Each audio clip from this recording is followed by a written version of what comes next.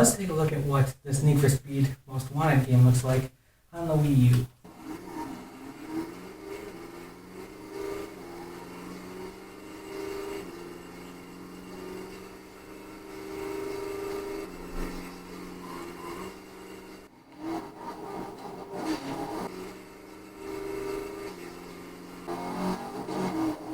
Oh, there's the problem. I had my PC Master Race glasses on. Okay, so is there a reason to get a Nintendo Wii U in 2021? In the age of 4K gaming with the PlayStation 5, Xbox Series X and S, and graphics cards from the 3070 to the 3090. And with the Nintendo Switch now taking up pretty much all the real estate with regards to Nintendo exclusives. Well, if you're just into the spectacle of gaming, the 4K, the 120 hertz refresh rates and that kind of thing, you're probably not going to be very happy with a Wii U, which is largely a 720p experience with a few exceptions. And if you're just into the Nintendo exclusives, most of the good ones that were on the Wii U are also on the Nintendo Switch, with the exception of Wind Waker and Twilight Princess HD and Xenoblade Chronicles X, and there might be like 2 or 3 others that I'm forgetting. And the Wii U doesn't really have that many 8th gen third-party games, especially not compared to the Switch. The Wii U has plenty of 7th gen sort of PS3, Xbox 360 multi-plat games like Assassin's Creed 3 and 4, for example. But those are also on the Nintendo Switch now. So, again, is there really a reason? And I think that the answer is still yes. You see, the Wii U is the only HD console that can also play Wii games. Now, the Wii games aren't being played in HD, but it's the only HD console that can play Wii games with the Wii modes. And if you soft mod it, you can play GameCube games with a GameCube controller, right down to using the analog triggers for the GameCube games. And that's because it has a very similar processor, and it has a Wii graphics card in it. This means that the Wii U can play 3 generations of Nintendo games natively.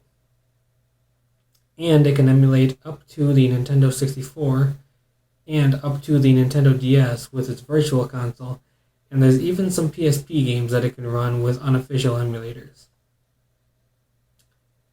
Right?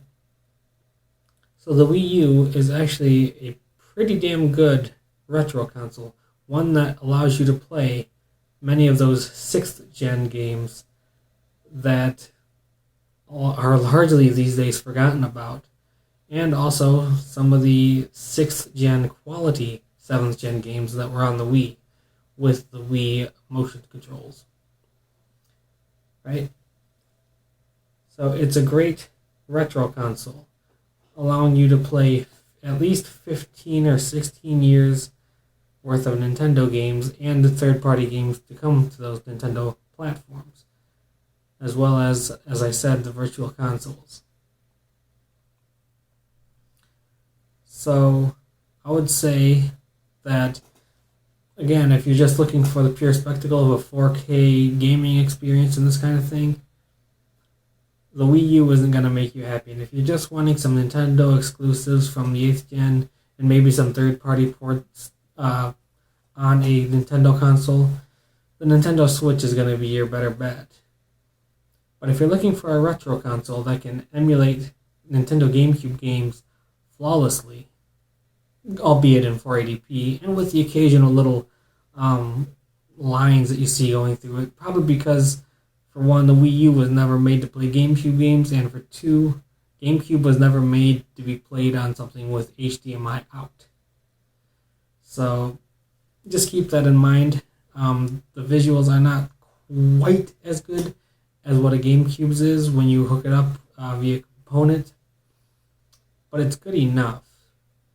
And with certain games, such as Rogue Squadron 2 and 3, games that modern computers, even higher end ones, have difficulties emulating, they play flawlessly. Absolutely flawlessly on the Wii U. In fact, I think the performance is probably a bit better. I know on the original GameCube, whenever you got too close to an explosion, the alpha effects and stuff made it kind of have some drops in frame rate. I don't notice that when I'm playing that same game on the Wii U in those areas. It might be there, but I don't have the equipment to test it. But I don't notice it the way I did on the GameCube. So, yeah, those are the reasons to get a Wii U in 2021. The fact that it's a brilliant retro console, able to play some of those 7th gen PS3 360 games, able to play Wii games, able to play GameCube games, and able to play some Wii U exclusives that haven't come to Switch, like Xenoblade Chronicles X and Twilight Princess HD, and a couple of others. So peace.